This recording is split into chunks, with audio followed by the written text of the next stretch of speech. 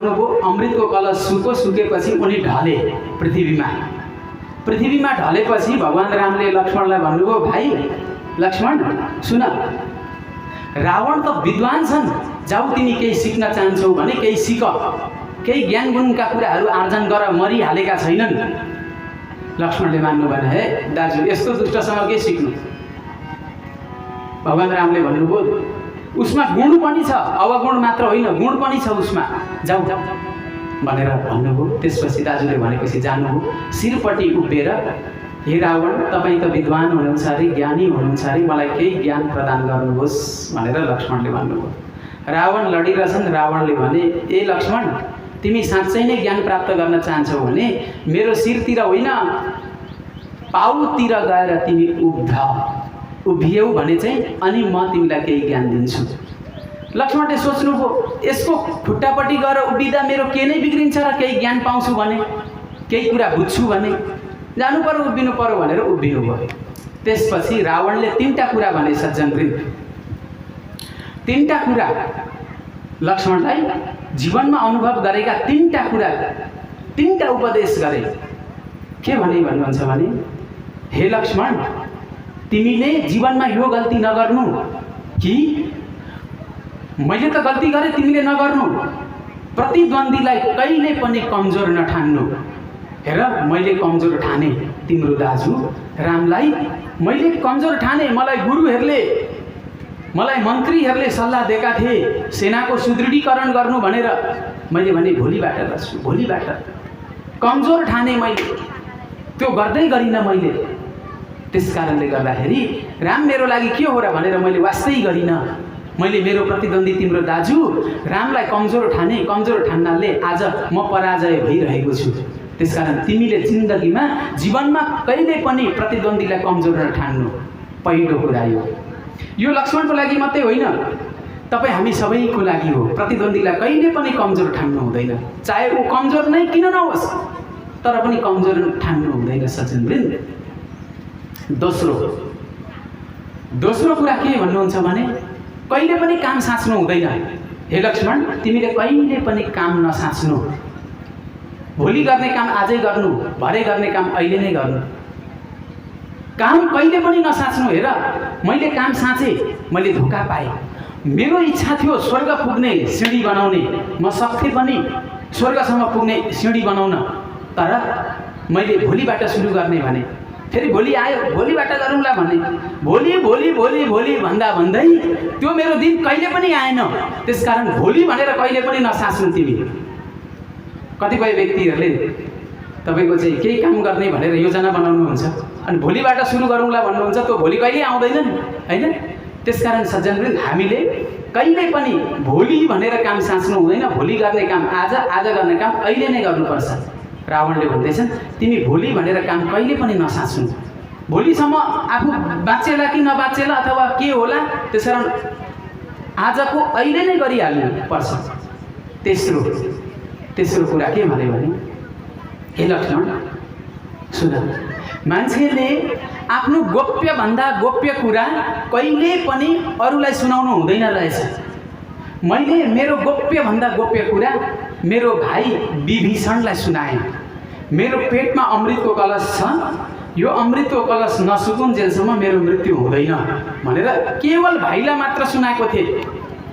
तर पछि मेरो भाइसँग झगडा भयो, मेरो भाइ तिम्रो दाजुसँग गएर मिले, तिम्रो दाजु रामलाई गएर मेरो पेटमा अमृतको कलश छ भन्ने कुरा सुनाइदिए। सुनाइदिइसकेपछि तिम्रो दाजुले मलाई पेटमा अग्निबाण प्रहार गरे। अमृतको कलश सुक्नाले म लडिरहेछु, अब मेरो मृत्यु हुन गइरहेको छ। त्यसकारण आफ्नो गोप्यभन्दा गोप्य कुरा हे लक्ष्मण, चाहे त्यो जतिसुकै नजिकको किन नहोस्, चाहे श्रीमानले श्रीमतीलाई पनि सुनाउनु हुँदैन, चाहे श्रीमान नै किन नहोस्, श्रीमतीले श्रीमानलाई सुनाउनु हुँदैन, श्रीमानले श्रीमतीलाई सुनाउनु हुँदैन, आमा बुवाले छोराछोरीलाई सुनाउनु हुँदैन, छोराछोरीले आमा बुवालाई सुनाउनु हुँदैन। कोही कोही कुराहरू यस्ता गोप्य कुराहरू हुन्छन् जीवनमा, त्यो गोप्य कुराहरू सुनाउनु हुँदैन। त्यो सुनायो भने बिग्रिन्छ, परिवार हतभङ्ग हुन सक्छ। एकजना व्यक्तिले विवाह गरे, प्रेम विवाह गरे, बडो मिल्थे, घटेको घटना बडो मिल्थे सज्जनवृन्द, ठाउँ भन्दिनँ, बडो मिल्थे। अनि श्रीमान श्रीमती एकदम मिल्थे। रेला ठट्टामा श्रीमानले भनेछन्, पढ्ने क्रममा काठमाडौँ बसेर पढेका रहेछन् है। पढ्ने क्रममा, कलेज पढ्ने क्रममा त धेरै मोज गरियो, धेरै मोज गरियो। तिमीले पनि गर्यौ होला? गरे। सुन न, मैले त यति मोज गरेँ, केटी साथीहरूसँग पोखरा घुम्न गएँ। केटी साथीहरूसँग पोखरामै बस्यो सँगै एउटै कोठामा। बडो कलेजको जीवन बडो आनन्द आयो। श्रीमानले श्रीमतीलाई भने, अब अनि तिमीले चाहिँ मैले जस्तो गर्यौ कि गरेनौ त? कोही केटाहरूसँग घुम्न गयो कि गएनौ त? श्रीमतीले सोचिन्, मेरो श्रीमान त केटीहरूसँग घुम्न गएर सँगै बसेका रहेछन्। मैले पनि नढाँटी भनिदिँदा के बिग्रेला र आखिरी उनले पनि गल्ती गरेकै रहेछन् भनेर श्रीमतीले मैले पनि पढ्ने क्रममा, कलेज पढ्ने क्रममा म पनि केटा साथीहरूसँग घुम्न गएको थिएँ, सँगै बसेको थिएँ भन्दिन्। लु हेर्नु, केटाले त मन छोड्दै थिए, के रहेछ भनेर अलिअलि शङ्का लागेर मन छोड्दै थिए। जो प्रति उनलाई शङ्का थियो त्यसकै नाम भनिन्। त्यही केटाको नाम भनेपछि त अझै पुरै भयो नि त। अब त पछि खटपट सुरु भएर डिभोर्स भयो। हेर्नुहोस् त, गोप्यभन्दा गोप्य कुरा नसुनाको भए त्यो, श्रीमतीले गोप्य राखेको भए त्यो भयो, अब सक्यो। त्यो कुरो फेरि नगरेको भए त्यो सम्बन्ध बनिरहन्थ्यो। सुनाउनाले के भयो? सम्बन्धै टुट्यो। त्यसकारण गोप्यभन्दा गोप्य कुरा कसैले पनि कसैलाई सुनाउनु हुँदैन। हे लक्ष्मण, मैले गल्ती गरेँ, मेरो भाइलाई सुनाएँ, अमृतको कलश सपेटमा भनेर आज मेरो मृत्यु हुन गइरहेको छ। त्यसकारण तिमीले यो गल्ती कहिले पनि नगर्नु भनेर उनले उपदेश दिए। त्यसपछि उनको मृत्यु भयो। सीतालाई लिएर आउनुभयो रामले, अयोध्या लिएर आउनुभयो। 14 वर्ष भइसकेको थियो सज्जनवृन्द। त्यसपछि भगवान् रामको जटाहरू काट्ने, जटा हटाउने त्यहाँ भयो। अनि भगवान् रामको राज्याभिषेक भयो सज्जनवृन्द। यहाँनिर राज्याभिषेक भएको कथाहरू पनि वर्णन गरिएको छ। पछि गएर भगवान् राम मलाई चाहिँ मेरो जनताले के भन्दा रहेछन् भनेर बुझ्न जानुभएको थियो। एकजना धोबीले आफ्नो श्रीमतीलाई गाली गर्दै रहेछन्। उनी माइतबाट आउने क्रममा माझीकोमा एक रात बसेर आइछिन्। आउने क्रममा रात परेछ नदीमा। माझीले छोरी जस्तै देखेर, छोरी तिमी नजाऊ, यस्तो बाटो अप्ठ्यारो छ, चोरी हुन्छ, डकैती हुन्छ, लुटेराहरू हुन्छन्, तिमी नजाऊ। मेरो घरमा पनि छोरी छिन्, छोरीसँग सुत्नु तिमी भनेर माझीले छोरी जस्तो देखेर छोरीसँग सुत्नु भनेर सल्लाह दिएर छोरीसँग सुतिछिन् धोबीको श्रीमती। अनि बिहान भएपछि गइछिन् घर। धोबीलाई ढिलो आउने कारण बताएपछि धोबी रिसाए, ए तिमी माझीको घरमा सुतेर आएको, म तिमीलाई स्वीकार गर्दिनँ। भले रामले स्वीकार गरे गरून्। सीता रावणसँग गएकी सीता, रावणले हरेको सीतालाई फेरि रामले अपनाए, तर म अपनाउनेवाला छुइनँ। तिमी माझीको घरमा सुतेर आयो कि भनेर गाली गर्दै रहेछन्। भगवान् रामले सोध्नु, ओहो मलाई त यस्तो पो कलङ्क लागेको रहेछ त, सीतालाई मैले ल्याएको स्वीकार गरेकोमा। थाहा भएपछि सीतासँग सल्लाह गर्नुभयो, के गर्ने सीता, अब तिमीले दरबार छोड्ने कि मैले छोड्ने? सल्लाह गर्नु। सीताले भन्नुभयो, म छोड्छु। सीताले भन्नुभयो, मलाई वाल्मीकि आश्रम पुर्याइदिनुहोस्। त्यसपछि लक्ष्मणलाई भनेर वाल्मीकि आश्रम पुर्याइयो। यो कारणले गर्दाखेरि भगवान् रामले सीतालाई वाल्मीकि आश्रममा राख्नु भएको थियो। पछि सज्जनवृन्द लव र कुश दुईजना छोराहरू भएको कथा पनि यहाँनिर वर्णन गरिएको छ। यसरी संक्षेपमा यहाँहरू समक्ष मैले रामायण प्रस्तुत गरेँ। पछि भगवान् राम स्वधाम जानुभयो सशरीर, भगवती सीता पनि आफ्नो धाम गएको कथा यहाँ वर्णन गरिएको छ। यसरी यहाँहरू समक्ष रामायण 9 दिनको रामायण एकछिनमा कति नै भन्न सकिन्छ र संक्षेपमा यहाँहरू समक्ष राखेँ। आउनुहोस् एउटा भजन, तत्पश्चात अगाडिको कथा प्रसङ्ग यहाँहरू समक्ष राख्नेछु। बोलिए श्यामा रामचंद्र भगवान की, पवन पुत्र हनुमान जी महाराज की। श्री राम ने दर्शन दिनु हो,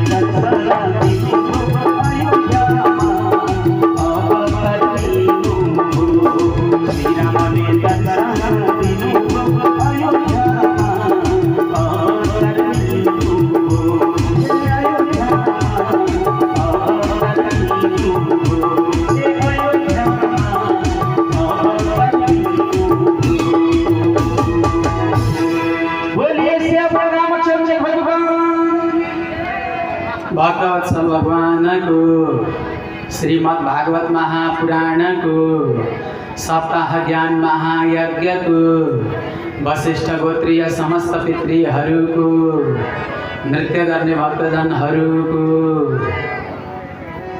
सज्जनवृन्द, हामीसँग एउटा जय श्री कृष्ण प्रभु भजन सङ्ग्रह छ। यहाँहरूले यो भजनको पुस्तक लिन चाहनुहुन्छ भने हाम्रो अपरेटर भाइसँग सम्पर्क गरेर यहाँहरूले यो भजनको पुस्तक लिन सक्नुहुनेछ। धेरै राम्रा राम्रा भजनहरू छन्। यो भजन कृष्णकाले भक्ति भजन समूहले निकालेको हो। साह्रै सुन्दर भजनहरू छन्। अपरेटर भाइसँग सम्पर्क गरेर यहाँहरूले लिन सक्नुहुनेछ। सज्जनवृन्द, भगवान राम सूर्यवंशी हुनुहुन्थ्यो, सूर्यको वंशमा पर्नुहुन्थ्यो। भगवान राम सूर्यवंशी, भगवान श्रीकृष्ण चाहिँ चन्द्रवंशी। चन्द्रमाको पुत्र पुरुरवा, पुरुरवाको वंश परम्परामा गादी हुनुभयो, परशुराम हुनुभयो। यो वंश परम्परामा परशुरामले 21 पटक क्षत्रिय विहीन गरेको यो पृथ्वी, यो कथा पनि यहाँनिर वर्णन गरिएको छ। सज्जनवृन्द, यही वंश परम्परामा एकजना प्रतीप हुन्छन्। प्रतीपको पुत्र सन्तनु हुन्छन्। सन्तनु, यहाँहरूले नाम सुन्नु भएको होला। सन्तनुको विवाह गङ्गासँग हुन्छ। सन्तनुको विवाह गङ्गासँग हुन्छ। गङ्गाबाट भीष्म पितामह जन्मिनुहुन्छ। भीष्म पितामहले आबाल ब्रह्मचारी रहने प्रतिज्ञा गर्नुहुन्छ। सन्तनुको अर्को पनि विवाह भएको हुन्छ, सत्यवती। सत्यवती अनि सत्यवतीबाट व्यासजी हुनुहुन्छ। अब सत्यवतीबाट चित्राङ्गद र विचित्र वीर्य पनि हुन्छन्। चित्राङ्गदको मृत्यु चित्राङ्गद नाम गरिएकै गन्धर्वबाट हुन्छ। विचित्र वीर्यका दुईजना श्रीमतीहरू हुन्छन्, अम्बिका र अम्बालिका।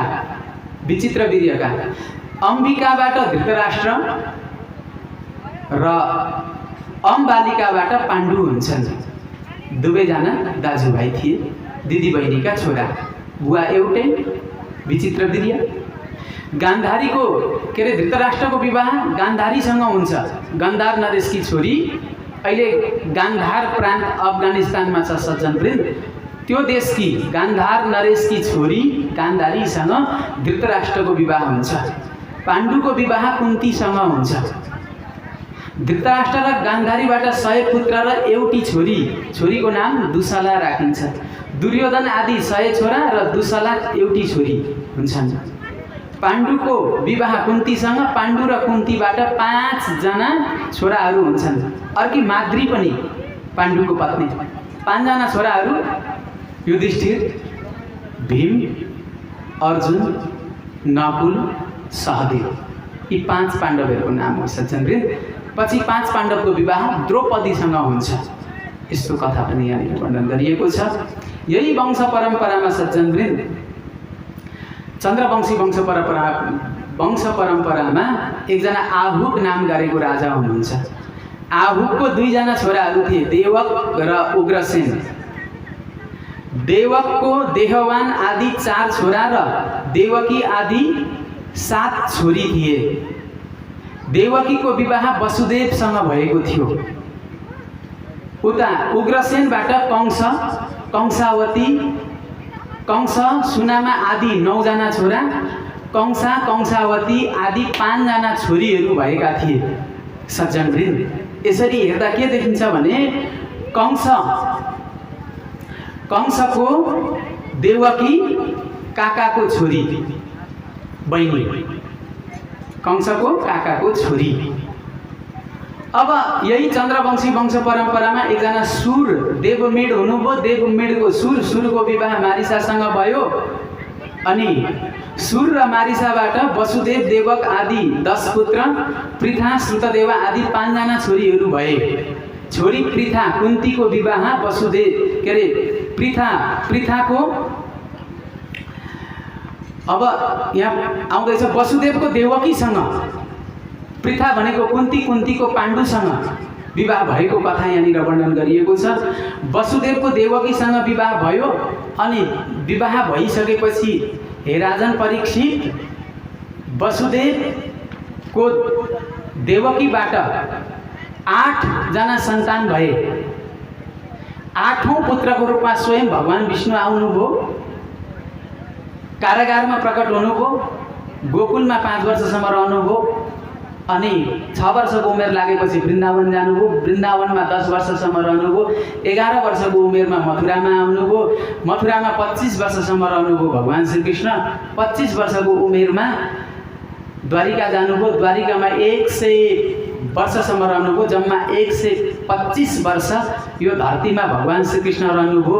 भगवान श्रीकृष्णले दुष्टहरूको संहार गर्नुभयो र सज्जनहरूको रक्षा गर्नुभयो। अनि अन्तिममा धरतीलाई छोडेर स्वधाम जानुभयो भनेर यो कथा सुकदेवले राजा परीक्षितलाई सुनाउनुभयो।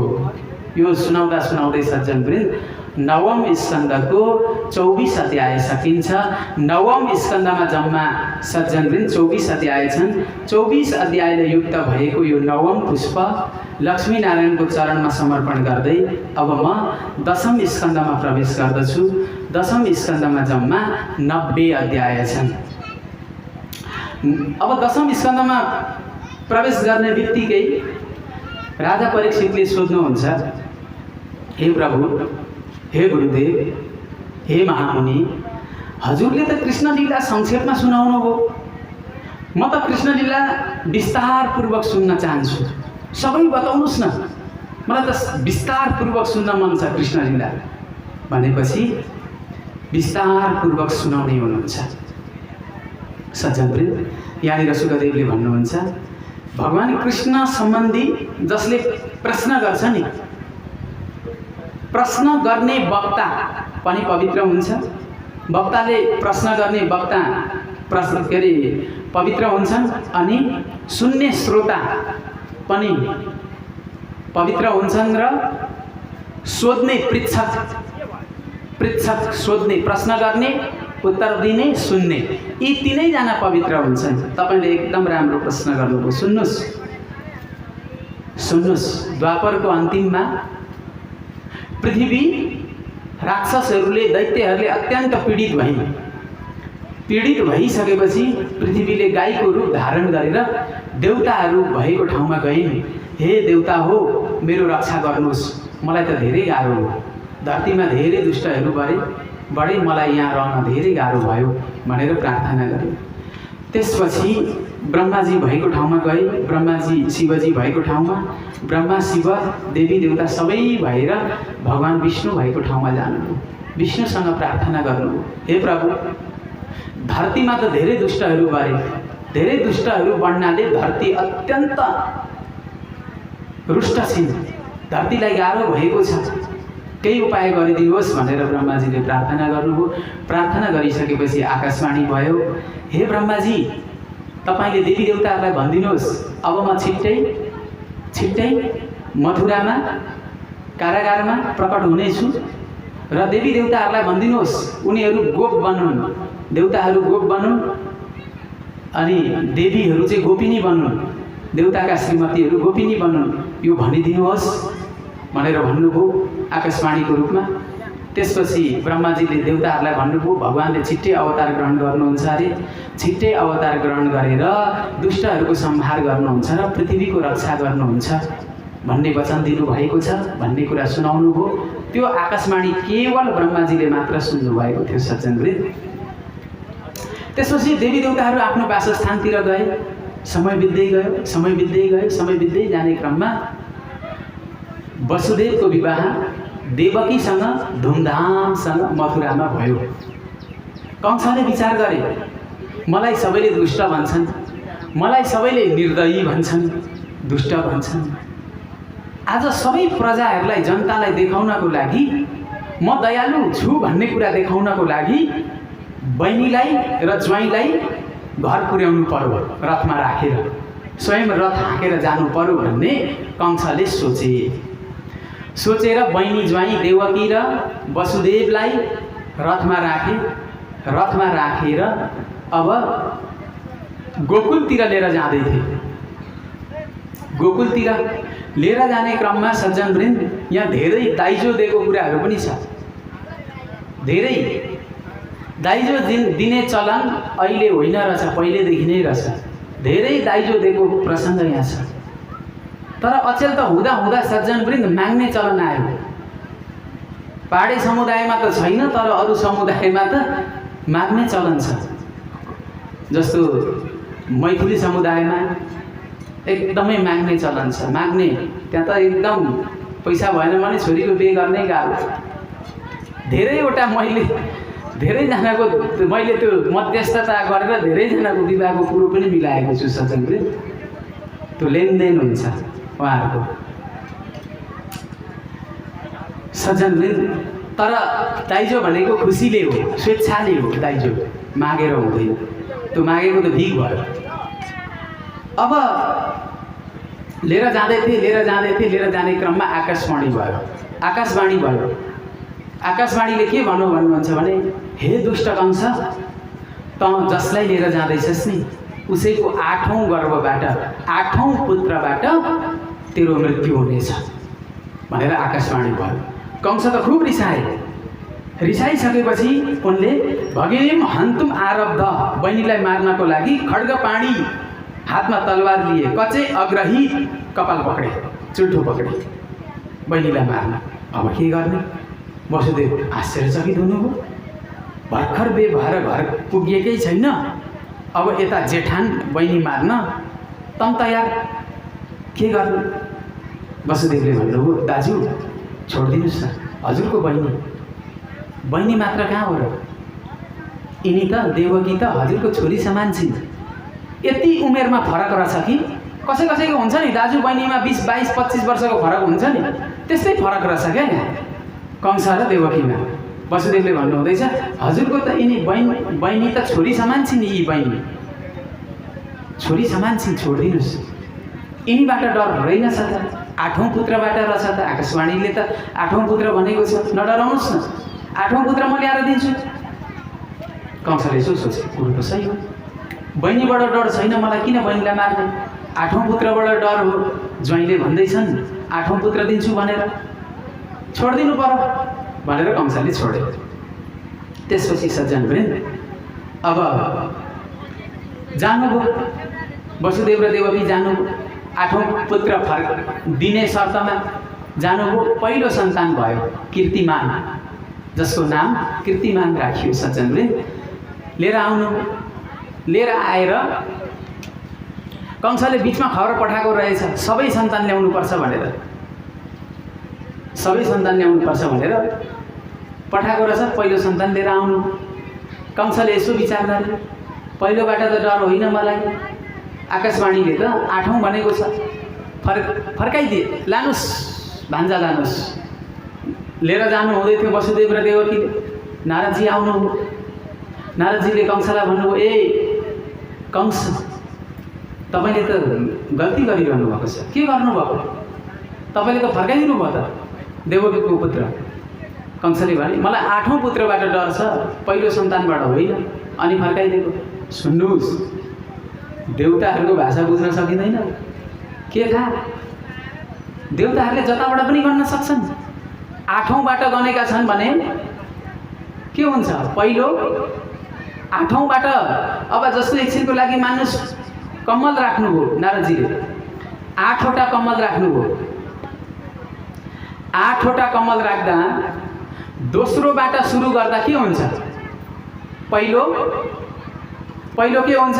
8औं हुन्छ। पहिलोबाट सुरु गर्दा 8औं हुन्छ। दोस्रोबाट सुरु गरियो भने त पहिलो 8औं हुन्छ। 8वटा कमल राख्यो अनि दोस्रोबाट गर्न सुरु गरियो भने त के हुन्छ? पहिलो 8औं हुन्छ। अनि तेस्रोबाट गर्न सुरु गरियो भने दोस्रो 8औं हुन्छ। नारदजीले भन्नुभयो, देवताहरूको भाषा बुझ्न सकिँदैन, के थाहा? दोस्रोबाट गर्न सुरु गरेको छ भने त पहिलो 8औं हुन्छ, के थाहा? बा पहिलो 8औं हो, जुनै पनि 8औं हुन सक्छ भनेर देखाइदिनु। कंसले यसो सोचे, कुरो त सही, जुनै पनि 8औं हुन सक्छ। देवताहरूको भाषा बुझ्न सकिँदैन, गुड भाषा बोल्छन्। सेनाहरूलाई पठाए, लिएर आओ भनेर। देवकी र वसुदेवलाई पक्रेर लिएर आए। पहिलो सन्तानलाई मारे, वसुदेव र देवकीलाई जेलमा हाले। अब सज्जनवृन्द, समय बित्दै गयो। दोस्रो, तेस्रो, चौथो सन्तान हुँदै गए। अब सब कंसले मार्दै गए, 6वटा मारे। अब 7औं पुत्रको रूपमा स्वयं बलरामजी आउनुभयो। 7औंको रूपमा बलरामजी आउनुभयो, 7औं पुत्रको रूपमा। अब भगवान विष्णुले आफ्नो माया देवीलाई भन्नुभयो, हे देवी, तिमी धरतीमा जाऊ। देवकी गर्भवती छिन्, देवकीको गर्भभित्र रहेको त्यो गर्भलाई रोहिणीको गर्भमा प्रवेश गराइदेऊ, अनि तिमी चाहिँ नन्द बाबाको श्रीमतीको गर्भमा गएर प्रवेश गर्नु भन्नुभयो। माया देवी आइन्, देवकीको गर्भभित्र रहेको गर्भलाई निकालेर रोहिणीको गर्भमा स्थापित मायाले गरी आफू चाहिँ नन्द बाबाको श्रीमतीको गर्भमा प्रवेश गरिन्। अब दरबारमा के हल्ला फैल्यो भने कंसको दरबारमा 7औं गर्भ खेरा गयो। गर्भवती हुनुहुन्थ्यो देवकी, हेर्दा हेर्दै गर्भ छैन, गर्भ खेरा गयो भन्ने भयो। तर यो रहस्य कसैलाई पनि थाहा भएन। बलरामलाई त रोहिणीको गर्भमा लगिएको छ। त्यसपछि 8औं गर्भको रूपमा स्वयं भगवान विष्णु आउनुभयो देवकीको गर्भमा। अब सज्जनवृन्द, अब त जब भगवान विष्णु गर्भमा आउनुभयो, आएपछि त देवकी एकदम राम्री हुनुभयो। कंसले देखे, पहिला देवकी यति राम्री थिइनन्, अहिले गर्भ धारण गर्दा चाहिँ धेरै राम्री भएकी छिन्। पक्कै मेरो शत्रु विष्णु पक्कै अहिले चाहिँ आएको हुनुपर्छ, यति राम्री भएकी छिन्।